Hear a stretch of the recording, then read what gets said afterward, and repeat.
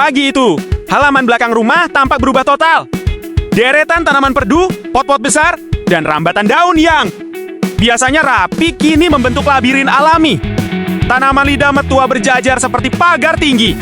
Semak bunga menutup pandangan kanan kiri, sementara sulur tanaman menjuntai rendah seperti tirai hijau. Jalannya sempit, berliku, dan dipenuhi tanah lembab dengan batu-batu kecil sebagai penanda yang sayangnya. Semuanya tampak sama. Kendo, si kucing jantan ramping putih abu bermata kelabu, melangkah masuk dengan penuh percaya diri.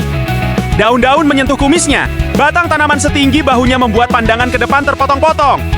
Lihat, ini jelas jalur utama, katanya mantap. Miu, si kucing ramping coklat abu bermata hijau keabuan, mengikutinya sambil menoleh ke kanan dan kiri. Setiap belokan terlihat identik, tembok tanaman rapat, jalan tanah sempit, dan pot besar yang menghalangi arah pandang. Kok jalannya makin kecil ya? Dan kenapa pot ini ada lagi?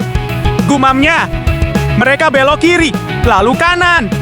Jalurnya melingkar, sebagian tertutup daun lebar yang membuat cahaya matahari masuk cuma sedikit. Udara di dalam labirin terasa hangat dan lembab, aromanya campuran tanah basah dan daun tua. Suara halaman luar pun nyaris tak terdengar seolah mereka masuk dunia lain khusus kucing tersesat. Endo berhenti saat melihat batu pipi di tanah. Batu ini familiar.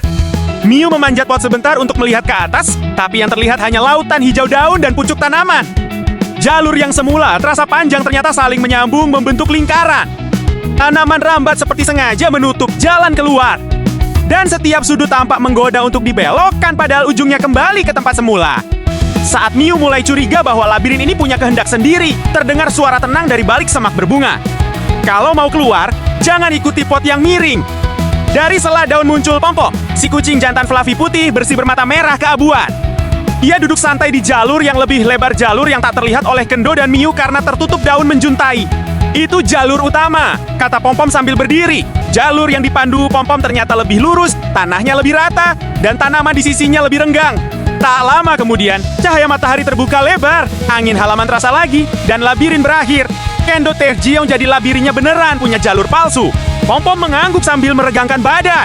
Ada, dan kebanyakan kucing nyasar di situ. Miu langsung duduk lemas. Mulai sekarang, aku main di pinggir saja. Sejak hari itu, labirin tanaman tetap berdiri megah dan membingungkan.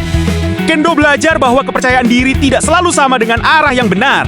Dan Pom-Pom tetap menjadi Satania kucing yang tahu jalan keluar karena tempat tidur siangnya selalu ada di dekat sana.